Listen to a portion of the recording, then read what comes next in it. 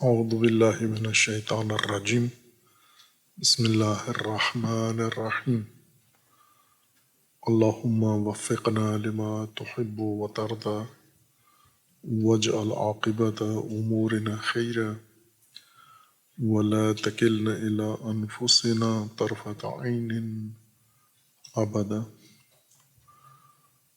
رب ادخلنی مدخل صدق واخرجنی مخرج صدق واجعل لی من لدنک سلطانا نصیرا۔ سورہ مبارکہ بقرہ آیات کریمہ۔ یا ایہا الناس اعبدوا ربکم الذی خلقکم والذین من قبلکم لعلکم تتقون الذی جعل لکم الارض فراشا والسماء بناء وانزل من السماء ماء فأخرج به من الثمرات رزقا لكم فلا تجعلوا لله اندادا وانتم تعلمون۔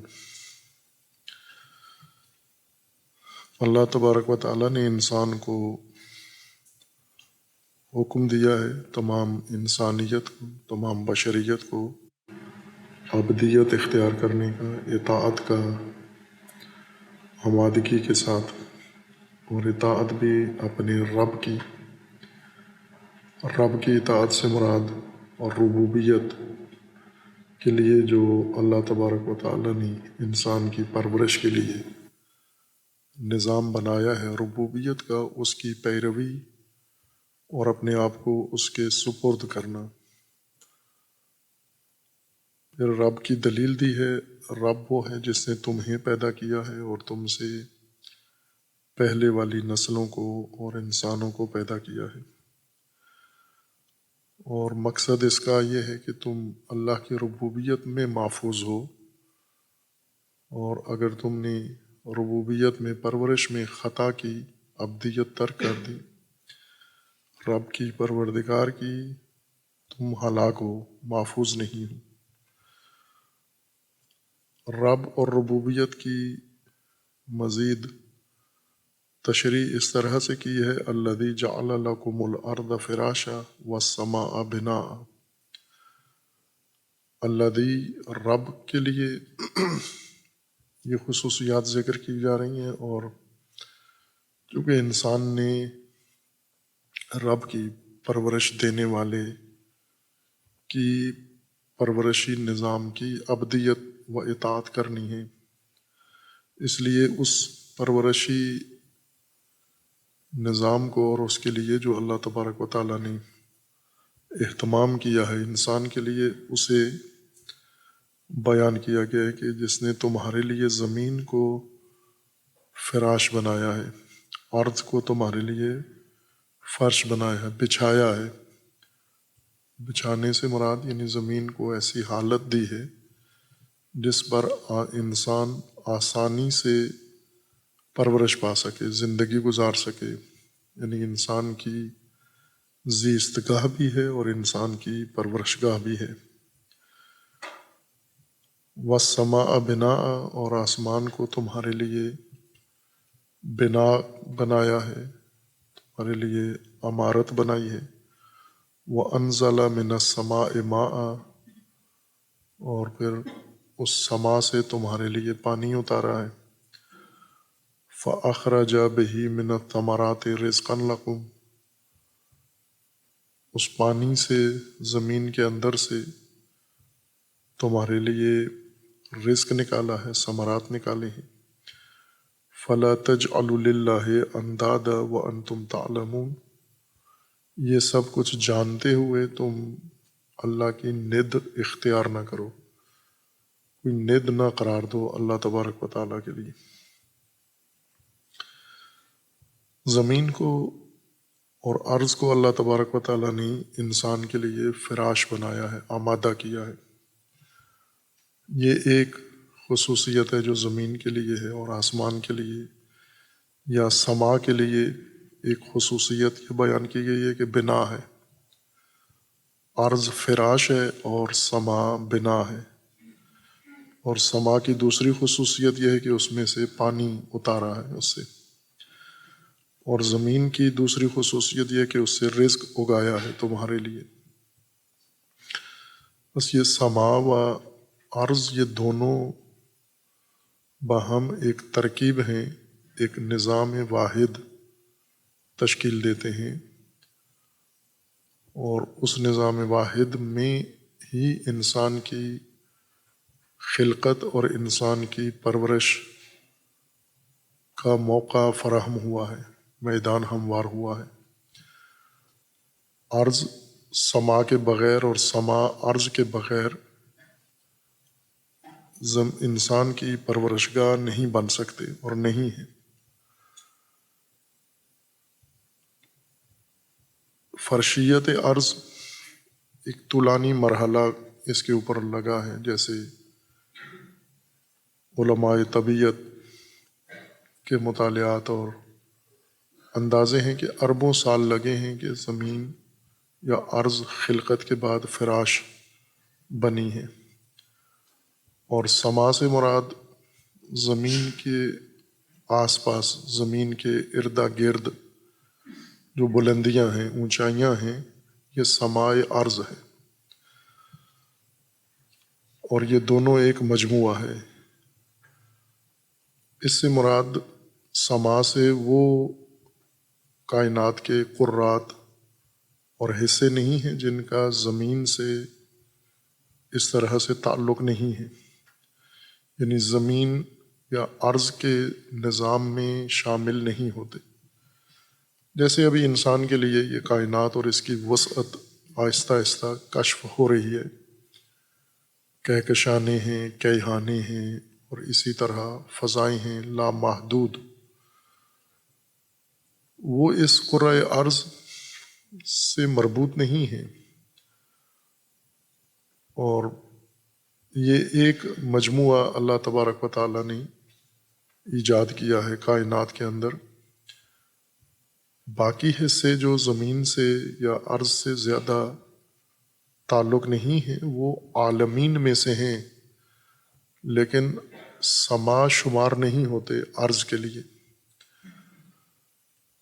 یہ کہہ سکتے ہیں کہ اس طرح کے نظام عرض و سما کائنات کے اندر متعدد ہیں، پھیلے ہوئے ہیں،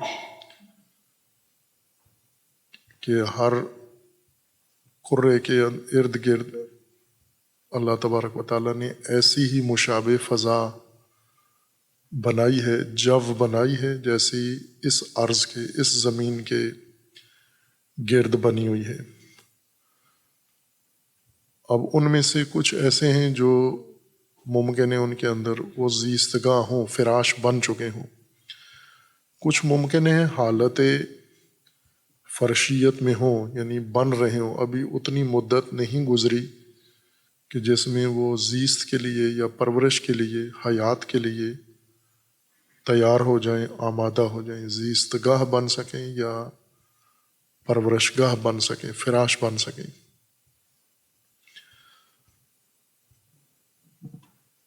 کچھ اس طرح کے عرض یا ارضون قرۂ اس منظومہ شمسی میں ہیں جنہیں ہم سیارہ کہتے ہیں، یعنی بجھے ہوئے قرات، جلتے ہوئے قرات، ستارے ہیں، وہ اپنی ابتدائی حالت میں ہیں ابھی، یعنی ابھی وہ گولے، بڑے عظیم الجثہ گولے گیسوں کے ہیں وہ، اور ان کے اندر صرف توانائی ہے، انرجی ہے، وہ انرجی ابھی تبدیل نہیں ہوئی مادہ کے اندر، جسم نہیں بنی، جسم یعنی منجمد جسم یا جمادی جسم کی شکل اس نے اختیار نہیں کی، یا اہل فلسفہ کے بقول ابھی اس نے مادہ کی شکل نہیں اپنائی، حالت سیرورت میں ہے۔ یہ قرآن کریم کی ایک اور بنیادی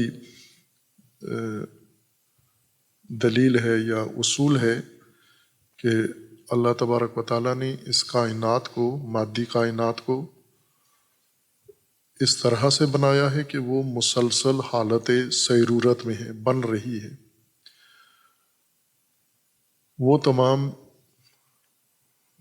جو باقی موجودات ہیں وہ سیرورت کی حالت میں ہیں، ابھی جو گیس کی شکل میں ہیں جیسے ستارے ہیں، اور جنہوں نے اس انرجی والی، توانائی والی خاصیت کو ختم کر کے مادی شکل اپنا لی ہے، یہ سیرورت کا ایک مرحلہ طے کر چکے ہیں، لیکن ابھی فرشیت ان کی نہیں ہے۔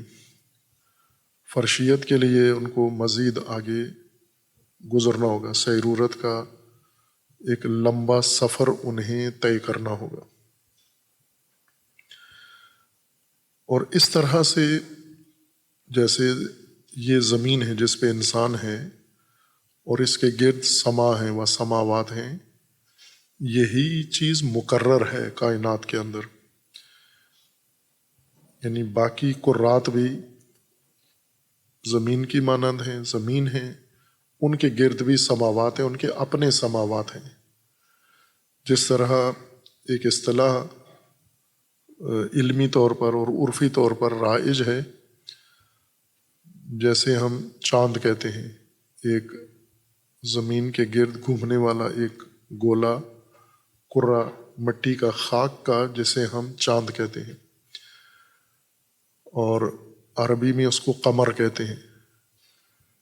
اردو میں قمر کا معنی چمکنے والی چیز ہوتی ہے، تشبیہات بھی دیتے ہیں، قمر یعنی جو چمک رہی ہو، چاند کی طرح چمک رہی ہو۔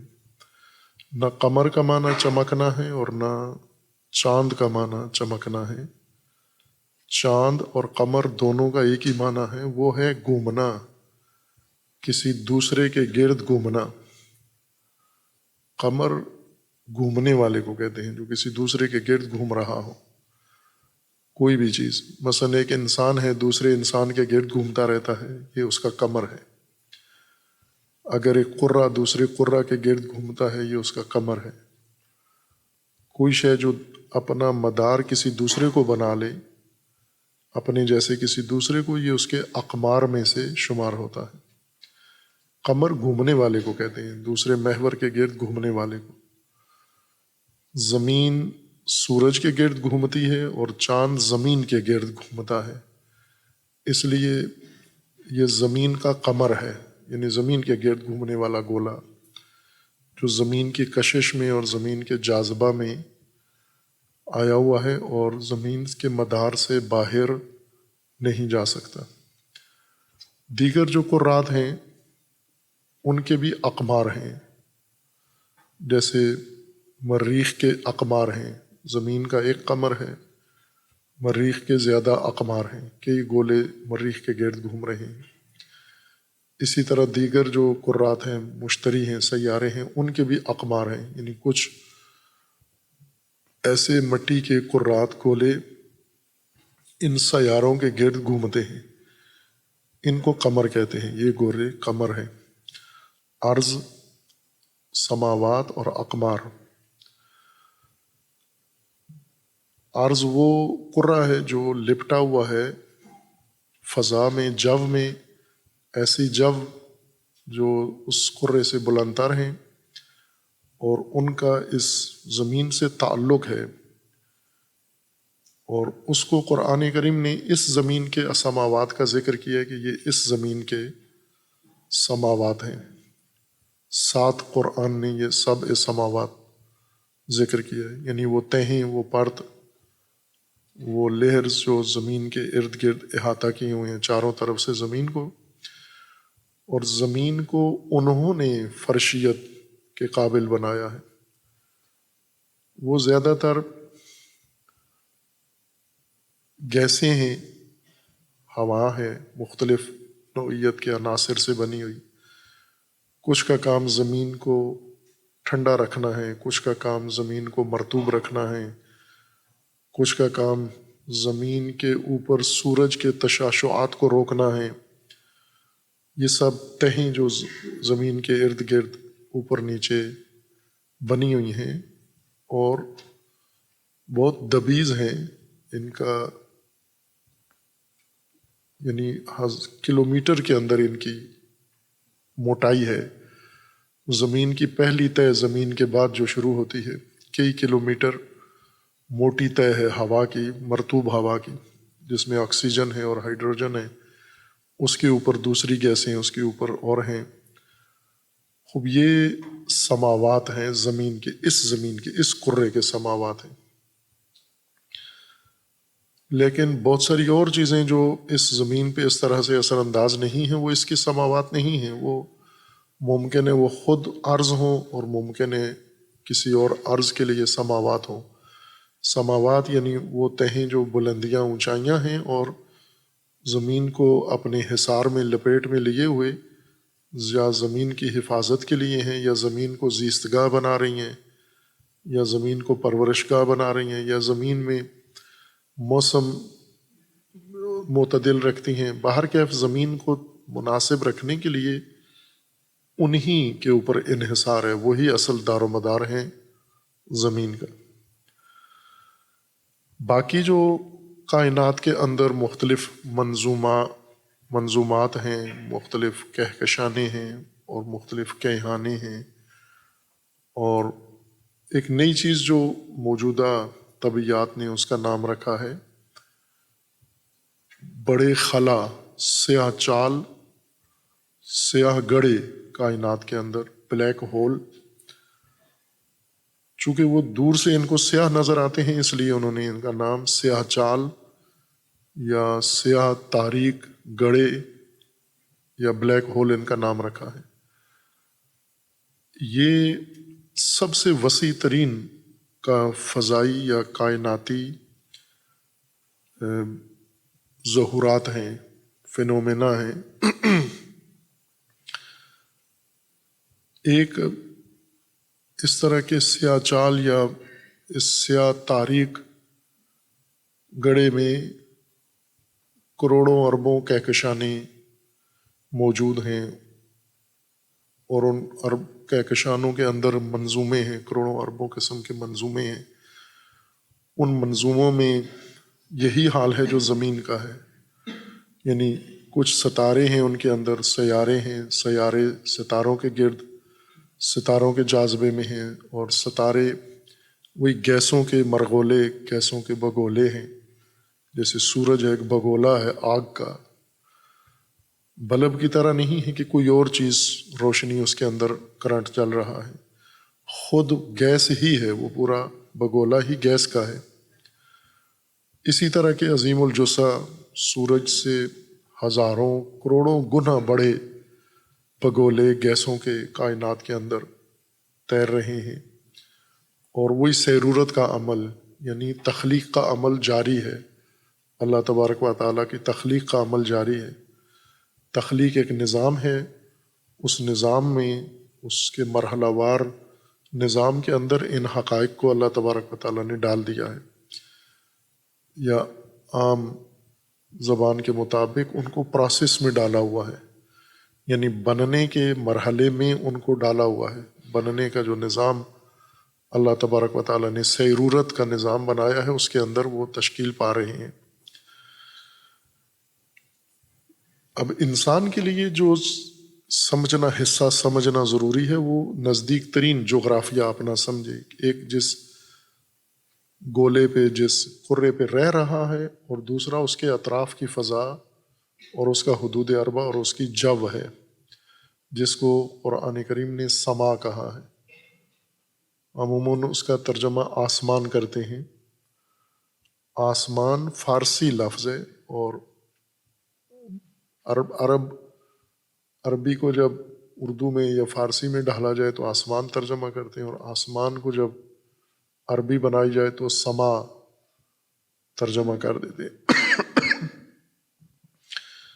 دونوں کو کھولتے نہیں ہیں. آسمان دقیقاً وہ چیز نہیں ہے جو سما ہے. سما زمین کے اوپر پھیلی ہوئی یا زمین کو احاطہ کی ہوئی بلندی کو کہتے ہیں. سما سمو سے ہے. آسمان بلندی کو نہیں کہتے. آس فارسی لفظ ہے، آس مرکب ہے یہ دو، آس اور مان. مان لاحقہ ہے، فارسی والوں کے بقول پسوند ہے. لاحقہ ہے۔ لاحقہ ان حروف کو یا الفاظ کو کہتے ہیں جو کسی کلمے کے آگے لگا کے ایک نیا لفظ بنایا جاتا ہے، جیسے خداوند، یہ دو لفظ ہیں، خدا اور وند۔ خدا ایک لفظ ہے، وند آگے دوسرا لفظ لگا دیتے ہیں۔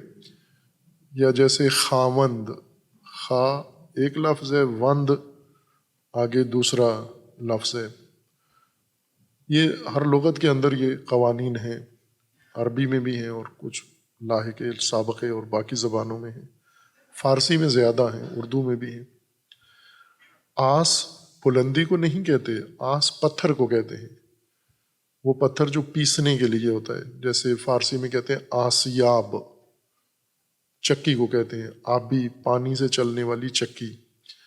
آس وہ پتھر گھومتا ہوا، آبی آس یا آس آبی اصل اس کا تلفظ ہے، آس آبی یعنی پانی سے چلنے والا پتھر، پانی سے گھومنے والا پتھر۔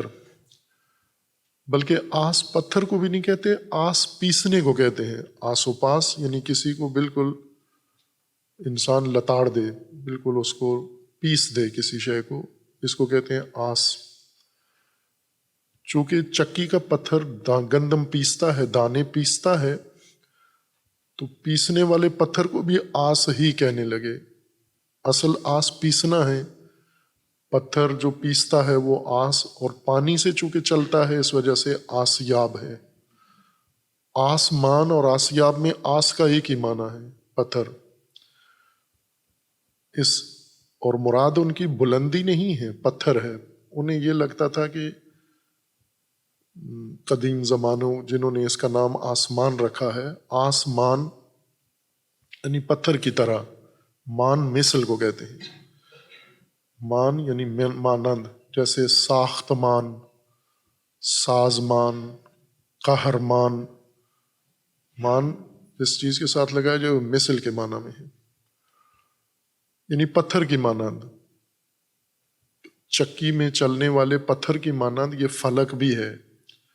اور اس کے اس طرح کے اور بہت سارے نام ہیں، چونکہ بس رات جب ہوتی ہے، انسان رات کو دیکھے اوپر آسمان کی طرف، تو ستارے مختلف مجموعے ہیں ستاروں کے، یہ اول شب میں کہیں اور ہوتے ہیں، آخر شب میں کہیں اور پہنچ جاتے ہیں۔ ان لوگوں کے ذہنوں میں یہ بات تھی کہ زمین رکی ہوئی ہے اور آسمان کے گرد جو آسمان گھوم رہا ہے۔ یہ ستارے، دن کو تو سورج گھومتا ہوا ہمیں نظر آتا ہے، رات کو اگر غور سے دیکھیں انسان ستاروں کو، تو جو ہی رات ہوتی ہے ستارے نمودار ہوتے ہیں۔ ستاروں کے گروہ ہیں، مختلف نام ہیں، یہ گروہ آہستہ آہستہ اپنی جگہ بدل رہے ہوتے ہیں۔ انسان جب سوتا ہے رات کو ابتدائی شب میں، تو یہ ستاروں کا گروہ ایک جگہ تھا، مثلا مشرق کی طرف تھا۔ جب صبح اٹھتا ہے اور اندھیرے میں اٹھے تو اسے لگتا ہے کہ یہ مغرب میں پہنچ چکے ہیں۔ بس اس کا مطلب ہے کہ یہ ستارے جس جگہ پر جڑے ہوئے ہیں، یہ موتی، یہ چیز گھوم رہی ہے، زمین رکی ہوئی ہے اور یہ چیز آسمان گھوم رہا ہے۔ اس وجہ سے اس کو انہوں نے آسمان کہا، یعنی گھومتا ہوا پتھر۔ اور اسی معنی میں فلک کو بھی لیتے ہیں، چرخ گردوں بھی اسی کو کہتے ہیں، گھومنے والا، گردوں گھومنے والا، چرخ گردوں، فلک گردوں، یہ گھومنے والے کو کہتے ہیں۔ آسمان سما کا ترجمہ نہیں ہے، سما سمو سے ہے، بلندی۔ گھومنے کی وجہ سے سما نہیں کہا، بلند ہونے کی وجہ سے اس کو سما کہا ہے۔ اور یہ جو گھوم رہا ہے آسمان اور چیز ہے، سما اور چیز ہے۔ آسمان یہ نیلی فضا کو کہتے ہیں، یا رات کو ستاروں بھری کالی فضا کو کہتے ہیں۔ آسمان یہ اوپر جو گھومتا ہوا پتھر ہے، لیکن سما بلندی کو کہتے ہیں، وہ بلندیاں جنہوں نے زمین کو اپنے حصار میں لیا ہوا ہے، اور زمین کے لیے ان کے بہت ساری خاصیات ہیں۔ زمین کے حفاظت کے لیے، زمین کے اوپر موسم بدلنے کے لیے، یا زمین کی بہت ساری خصوصیات ان سماوات، ان اس سما کے رہین منت ہے۔ آسمان زمین پہ کوئی اثر نہیں رکھتا، سما رکھتا ہے۔ جس طرح زمین کے لیے بہت ساری خصوصیات ہیں، آسمان یا سما کے لیے بھی بہت ساری خصوصیات ہیں۔ مثلا سما میں انسان کا رزق ہے، سما سے پانی نازل ہوتا ہے، سما سے بارشیں اترتی ہیں، سما کے دروازے ہیں، سما میں انسان کے لیے یہ خاصیات ہیں۔ اب یہ سب سما کی خصوصیات اگر دیکھیں تو وہ جو نیلگوں فضا ہے وہ سما نہیں ہے، چونکہ اس کا کوئی نہ اس سے پانی اترتا ہے، نہ اس سے بارش اترتی ہے، نہ اس سے کوئی اور نیلی فضا زمین کو کچھ عطا کرتی ہے۔ لیکن یہ جو زمین کے ارد گرد اونچائیاں ہیں نامرئی، ان سے ہی زمین متاثر ہوتی ہے، اور آباد بھی انہی سے ہوتی ہے، ویران بھی انہی سے ہوتی ہے۔ عرض کے لیے اس آیہ کریمہ میں کہا کہ عرض فراش ہے، لیکن بہت ساری آیات دیگر ہیں جن میں عرض کو فراش کے علاوہ بھی اس کی بہت ساری خصوصیات بتائی ہیں، جو زمین کو یا عرض کو انسان کی پرورش گاہ بنانے کے لیے جو مراحل زمین کے طے ہوئے ہیں تدریجاً، ان میں سورہ مبارکہ طٰہٰ میں آیہ 53 ہے۔ اس آیہ کریمہ میں آیہ 52 سے مضمون شروع ہوتا ہے یا اس سے پہلے سے،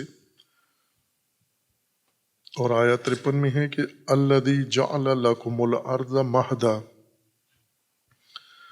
اللہ وہ ذات ہے جس نے زمین کو تمہارے لیے مہد بنایا ہے۔ یہاں فراش ہے، وہاں مہد ہے۔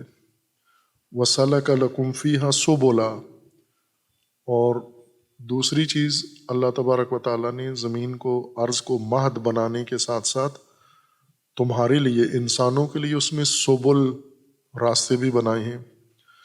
وَأَنزَلَ مِنَ السَّمَاءِ مَاءً، اور آسمان سے یا سما سے پانی اتارا ہے۔ فَأَخْرَجْنَا بِهِ أَزْوَاجًا مِّن نَبَاتٍ شَتَّىٰ، اس سما سے اترے ہوئے پانی کے نتیجے میں عرض سے نبات اگائے ہیں تمہارے لیے، مختلف چیزیں اگائی ہیں اور وہ متعدد ہیں۔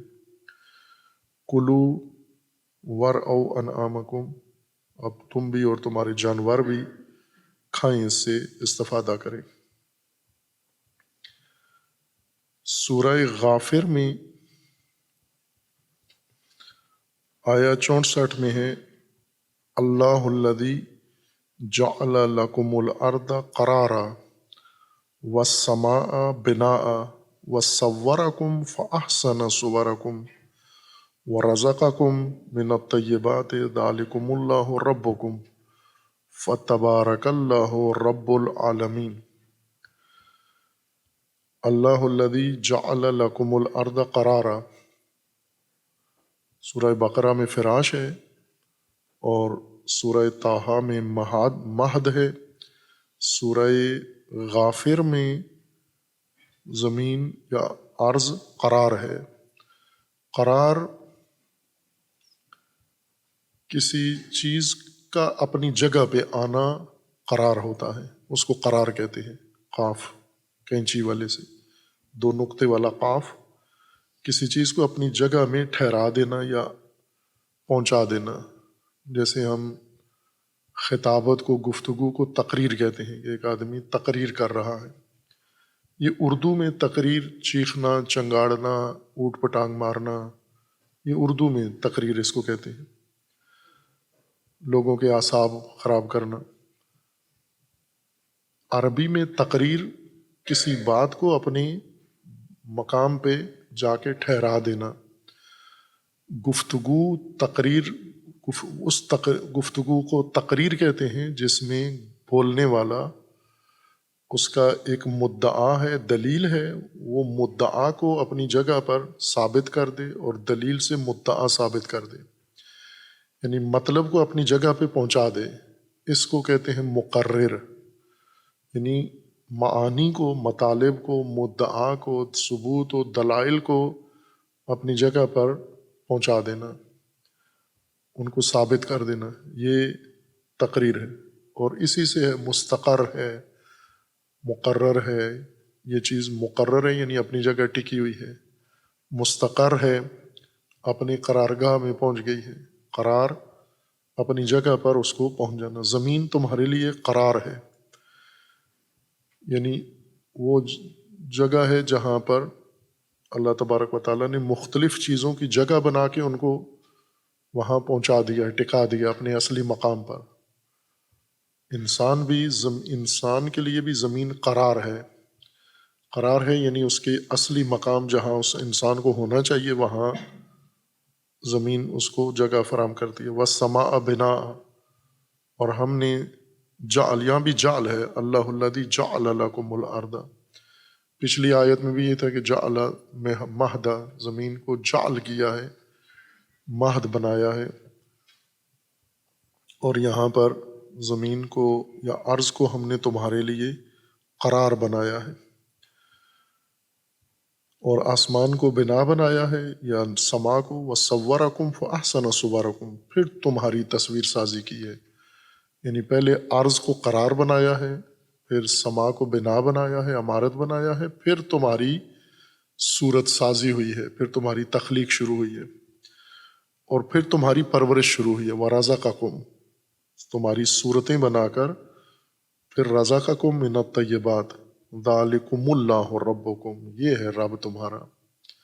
اس طرح اس نے ربوبیت کا نظام بنایا، اور اس نظام کو اپنانا عبدیت ہے، پوجا نہیں ہے۔ عبدیت پوجا نہیں کرنی آپ نے کہ جہاں موقع ملے وہاں قبل المشرق والمغرب منہ کر کے بیٹھ جاؤ، رخ کر کے بیٹھ جاؤ اور کہو کہ ہم عبدیت کر رہے ہیں۔ نا، یہ جو اللہ تبارک و تعالیٰ نے تمہارے لیے آسمان زمین کو بنایا ہے، یہ اپنو۔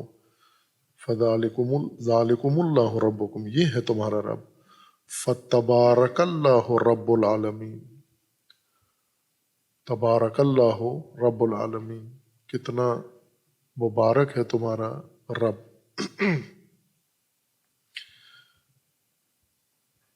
یعنی کتنی برکت ہے تمہارے رب کی ربوبیت میں۔ اور اسی طرح سورہ زخرف میں عرض کی دیگر خصوصیات بھی ذکر کی گئی ہیں۔ یہ عرض کی آمادگی ہے انسان کی پرورش گاہ بننے کے لیے۔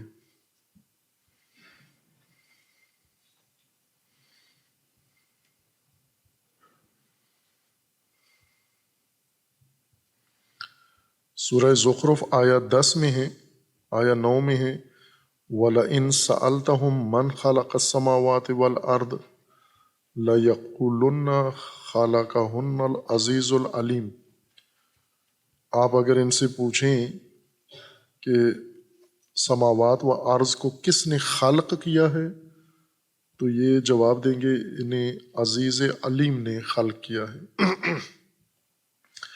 الذی جعل لکم الارض مہدا وجعل لکم فیہا سبلا لعلکم تہتدون، اس عزیز علیم نے جس نے ارض کو تمہارے لیے مہد قرار دیا ہے۔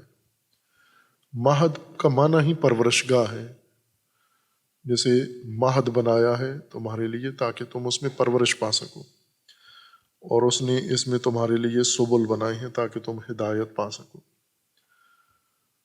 سورہ قاف میں اللہ تبارک و تعالیٰ نے حکم دیا انسان کو کہ آپ غور کرو تمہارے لیے اللہ تبارک و تعالیٰ نے کیا بنایا ہے، کیا اہتمام کیا ہے۔ افلم ینظروا الی السماء فوقہم کیف بنیناها وزیناها وما لها من فروج، کیا نہیں دیکھتے آسمان کی طرف یا سما کی طرف، ہم نے کیسے بنایا ہے اس کو اور کیسے اس کو مزین کیا ہے۔ وما لها من فروج، اور اس میں کہیں بھی دراڑیں نہیں ہیں۔ والارض، یعنی افلم ینظروا الی الارض، آیا نہیں دیکھتے ارض کو، مددناہا، ہم نے کیسے اس کو پھیلایا ہے، تمدید کی ہے اس کو مد دی ہے، پھیلایا ہے اس کو۔ وَأَلْقَيْنَا فِيهَا رَوَاسِيَ، اور اس میں ہم نے پہاڑ بنائے ہیں۔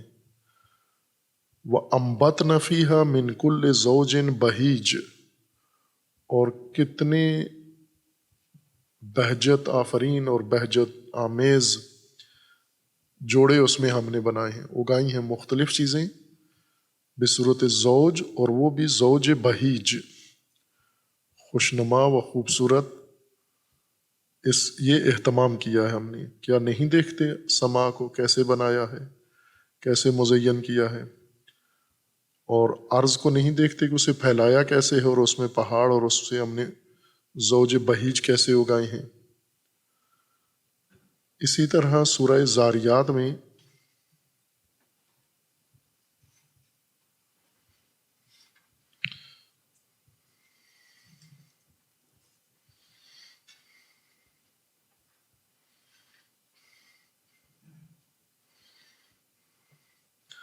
آیا 47 اور 48 میں ہے، وَالسَّمَاءَ بَنَيْنَاهَا بِأَيْدٍ وَإِنَّا لَمُوسِعُونَ وَالْأَرْضَ فَرَشْنَاهَا فَنِعْمَ الْمَاهِدُونَ، ہم نے زمین کی تفریش کی ہے، فرشناها فرش بنایا ہے، جیسے سورہ بقرہ میں ہے وَالْأَرْضَ فِرَاشًا، یہاں پر ہے وَالْأَرْضَ فرشناها فَنِعْمَ الْمَاهِدُونَ، ہم نے زمین کو تمہارے لیے مہد بنایا ہے اور بہترین مہد بنانے والے ہیں۔ سورہ نوح ہے، سورہ نوح میں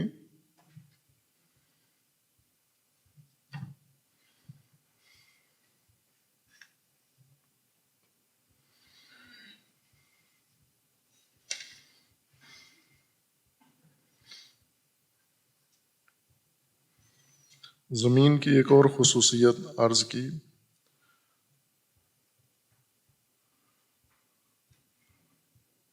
کہ اس کو ہم نے انسان کے لیے کیسے بنائے، وَاللَّهُ جَعْلَ لَكُمُ الْأَرْضَ بِسَاطًا، البتہ پہلے دیگر امور کا ذکر ہے۔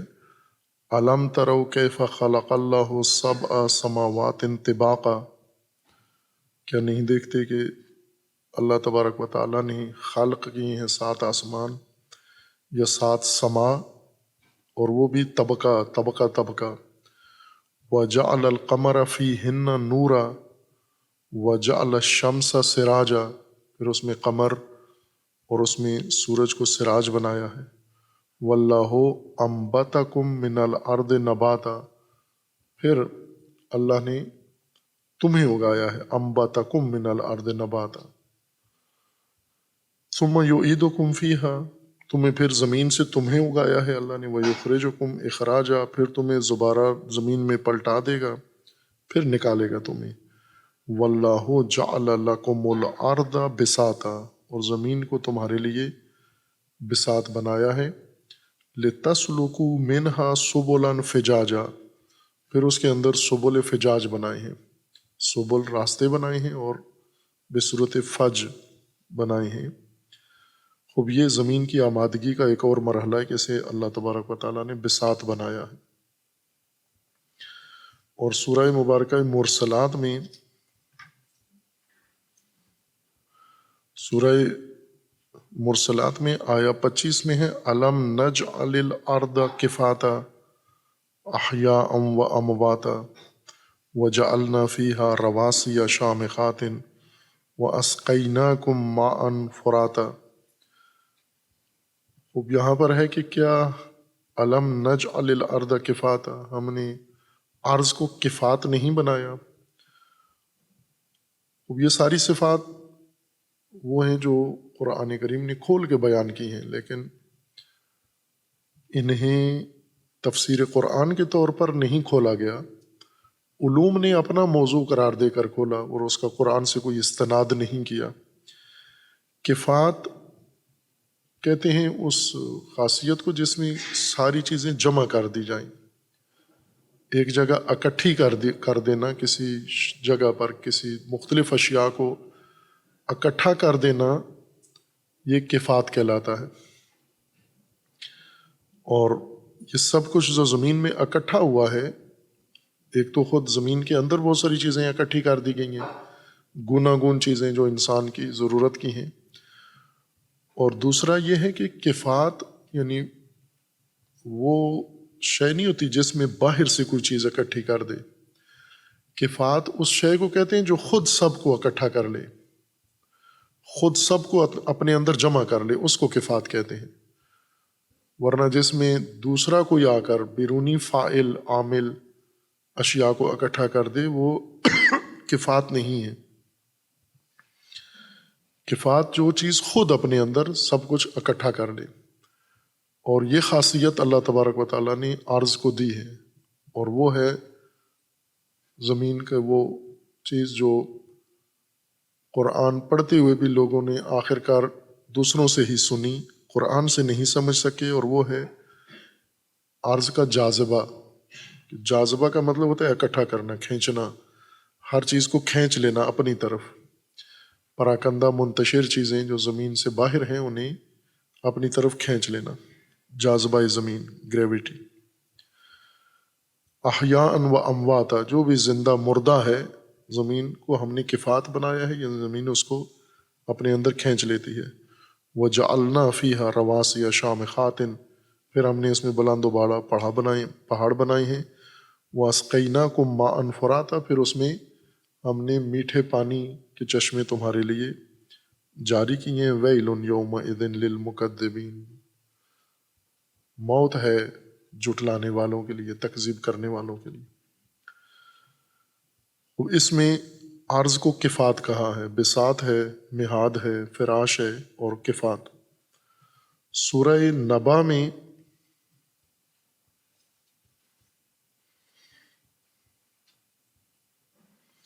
کوئی مطلب جو پہلے تکرار ہوا ہے، الم نجعل الارض مہادا والجبال اوتادا وخلقناکم ازواجا وجعلنا نومکم سباتا وجعلنا اللیل لباسا وجعلنا النہار معاشا۔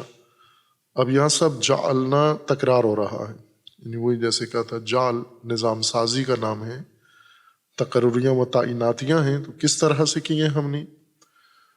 علم نج پہلے کہا ہے کہ اما یتساءلون عن النبأ العظیم الذی ہم فیہ مختلفون کلا سیعلمون ثم کلا سیعلمون، وہ نبأ عظیم جس کے لیے یہ سوال کرتے ہیں وہ ہم بتا رہے ہیں کہ علم نجعل الارض مہادا، کیا ہم نے ارض کو مہاد نہیں بنایا، والجبال اوتادا، اور پہاڑوں کو بلند و بالا اونچے چوٹیاں نہیں بنائیں، وخلقناکم ازواجا، تمہیں زوج و جفت نہیں بنایا،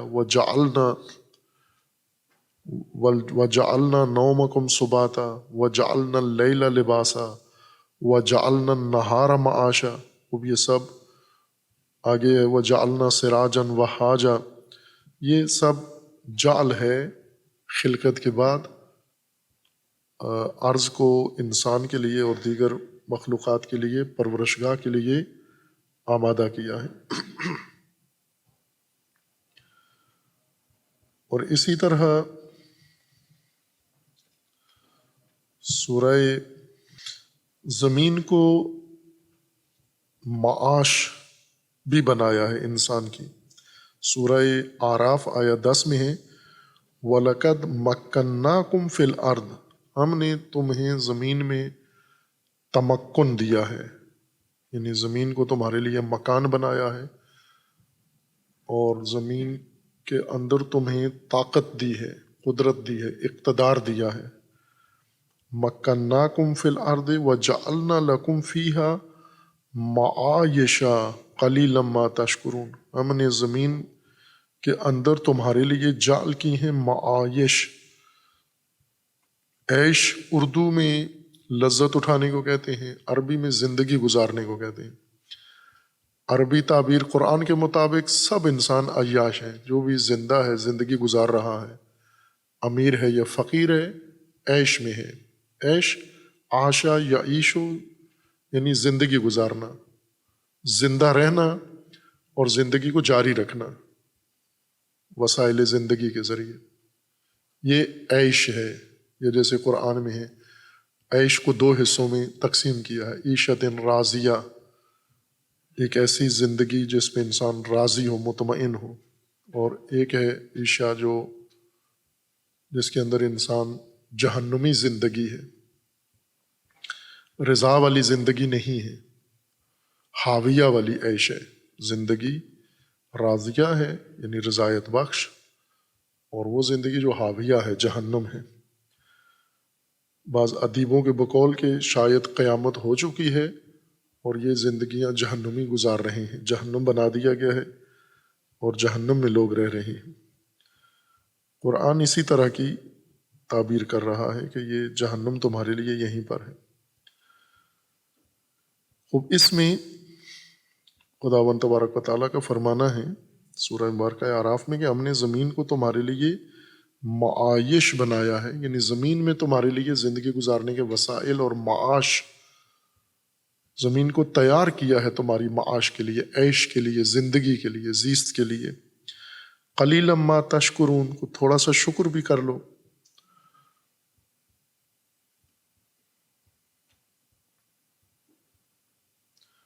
اور اسی طرح قرآن کریم نے سما کے لیے متعدد خصوصیات ذکر کی ہیں جو قرآن کریم کے متعدد آیات میں ہیں۔ اگر ان سب کو ہم آیات کو دیکھیں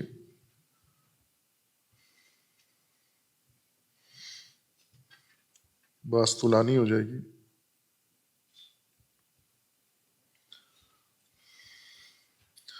سما کی جو خصوصیات ذکر کی گئی ہیں یہ عرض کی تھیں کہ عرض کو اس طرح سے تمہارے لیے تیار کیا ہے۔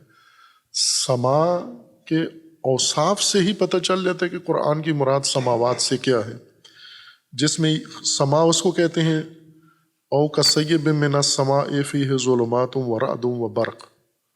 اب سما اس کو کہتے ہیں جس میں سیب اترے، موسلا دھار بارش برسائے، وہ سما ہے۔ اب ذرا کہ یہ نیلی فضا سے تو بارش نہیں اترتی، بارش زمین کے گرد ایک ہوا کی تہ ہے، مرطوب ہوا کی تہ ہے، جہاں بادل بنتے ہیں۔ وہاں سے بادل اوپر بھی نہیں جاتے، وہاں سے نیچے بھی نہیں آتے، اس مرطوب فضا میں، ہوا میں بادل بنتے ہیں اور پھر برستے ہیں، سیب وہاں سے اترتا ہے۔ پھر آگے بارش کی خصوصیات ہیں۔ آسمان سما کی خصوصیت یہ زیادہ تکرار ہوئی ہے کہ اس میں سے پانی اترتا ہے۔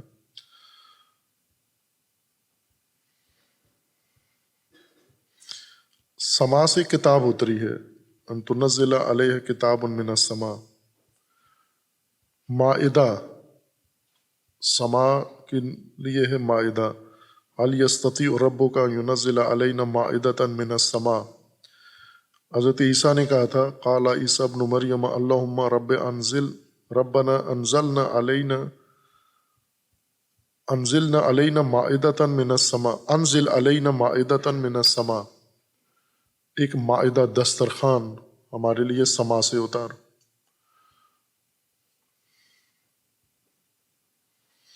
وَأَرْسَلْنَا السَّمَاءَ عَلَيْهِمْ مِدْرَارًا، اور ہم نے سما کو ان کے اوپر مدرار بنایا ہے، یعنی مسلسل بارش اتارنے والا۔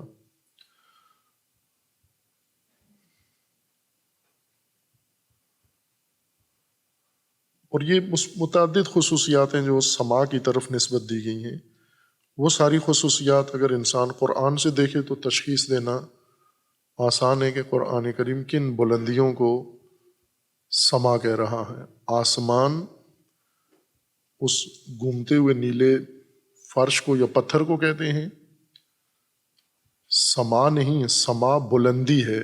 آسمان گھومتا ہوا چرخ یا فلک گردوں، اس کو آسمان کہتے ہیں۔ لیکن یہ چیزیں اب مترادف ہو چکی ہیں، جو کہ آسمان کہہ کے بھی وہی مراد لیتے ہیں جو سما کہہ کے مراد لیتے ہیں، لیکن ہمیں اصل الفاظ کا علم ہونا چاہیے کہ آسمان اور سما میں فرق ہے۔ سما کو سما ہی کہیں تاکہ وہ معنی جو اس کے اندر بلندی والا ہے وہ شامل رہے۔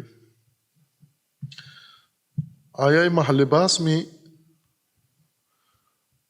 سما کی جو خصوصیت یہاں ذکر کی گئی ہے وہ یہی ہے کہ ہم نے اسے وَأَنزَلَ مِنَ السَّمَاءِ مَاءً، ایک تو یہ کہ سما بنا ہے، بنی ہوئی چیز ہے، بنا جس کو بنایا جائے، مختلف مواد کو اکٹھا کر کے، مختلف چیزوں کو اکٹھا کر کے جب کوئی چیز بنائی جائے اس کو بنا کہتے ہیں۔ عمارتوں کو بنا اسی وجہ سے کہتے ہیں کہ مختلف چیزیں اکٹھی کر کے ایک نئی شکل ان سے بنتی ہے۔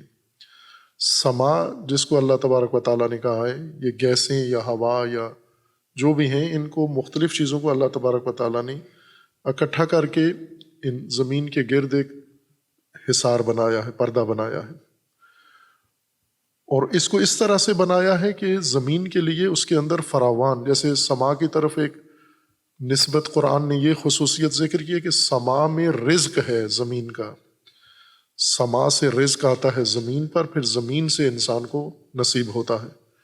تو سما وہ چیز ہے جس میں رزق ہے، یعنی بقا کا سامان وہاں پر ہے۔ وہ کیا چیز ہے؟ وَأَنزَلَ مِنَ السَّمَاءِ مَاءً،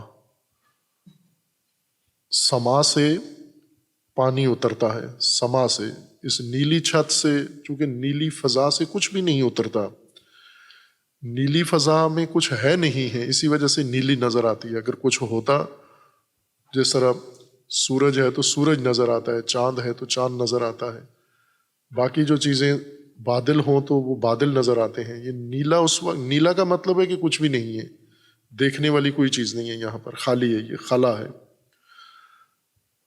اس سے نہیں اترتا کچھ بھی، نہ رزق اترتا ہے، نہ آب اترتا ہے، پانی نہیں اترتا۔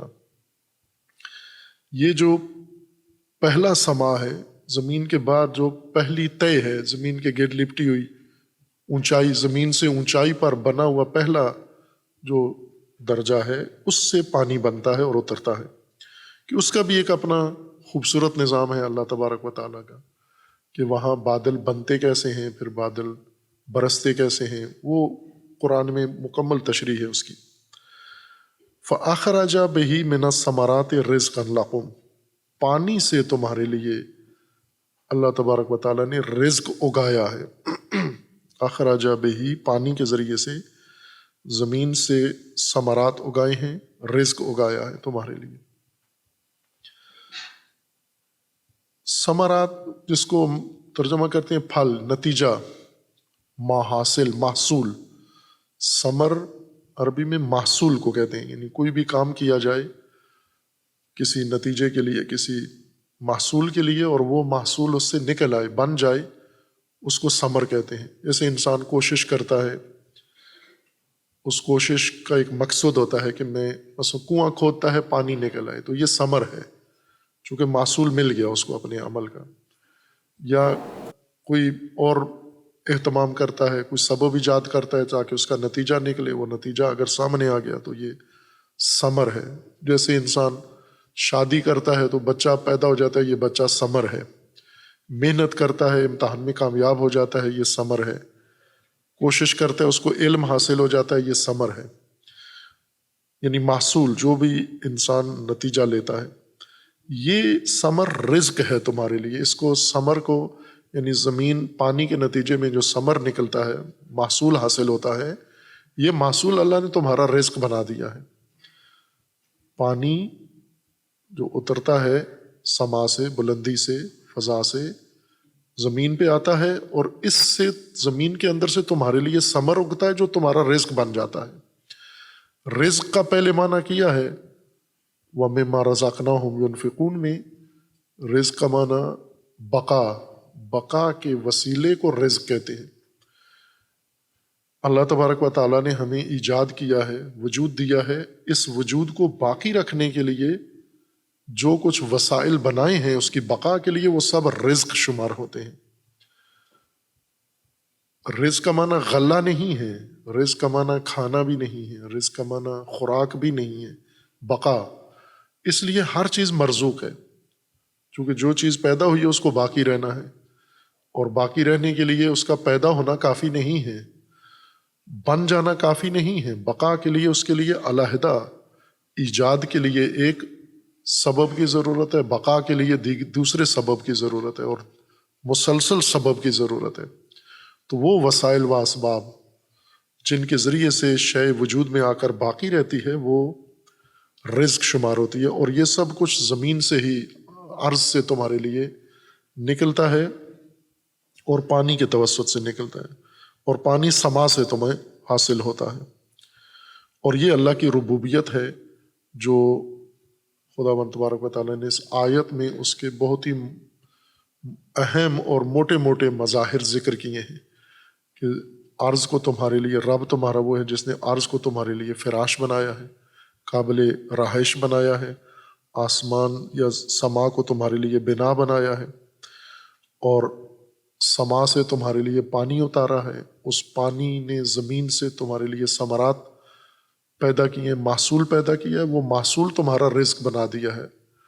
اب یہ ربوبی نظام اتنا عالیشان، اتنا خوبصورت، یہ تم دیکھتے ہو، وَأَنْتُمْ تَعْلَمُونَ، تمہیں علم ہے یہ کچھ ہو رہا ہے، لیکن جب رب چننے کی باری آتی ہے، عبد بننے کی باری آتی ہے، اطاعت فرمان سننے کی باری آتی ہے، کسی اور کے سامنے جا جھکتے ہو، کسی اور کے فرمان بجا لاتے ہو۔ رزق اللہ کا کھاتے ہو، زمین اللہ کی ہے، زیست اللہ کی ہے، پیدا تمہیں اللہ نے کیا ہے، پرورش تمہاری وہ کرتا ہے، تمہاری پرورش کے لیے اس نے اس طرح سے ارض و سما کو آمادہ کیا ہے، تیار کیا ہے، اور پھر اس میں تمہیں پیدا کیا ہے، پھر تمہاری پرورش کی ہے، اور سب تم جانتے ہو، لیکن جب عبد بننا ہوتا ہے تو اس کے عبد نہیں بنتے، اس کی ربوبیت کو تسلیم نہیں کرتے، اس کی ربوبیت کے سامنے اطاعت نہیں کرتے۔ تم نے اپنے رب بنا لیے، اپنے حکمران بنا لیے ہیں، اپنے مرشد بنا لیے ہیں، اپنے پیر بنا لیے ہیں، فرامین ان کے جا کے سنتے ہو، اپنے پارٹی لیڈر بنا لیے، اپنے فرعون بنا لیے، اپنے آبا و اجداد بنا لیے۔ باپ کی زیادہ سنتے ہو، اللہ کی نہیں سنتے ہو، تم باپ کو رب بنا لیا ہے تم نے۔ باپ تو تمہارا رب نہیں ہے، تم اور باپ دونوں مرزوق ہو، زمین کے اندر ایک قانون کے تحت پیدا ہوئے، ایک رب کے پروردہ ہو تم۔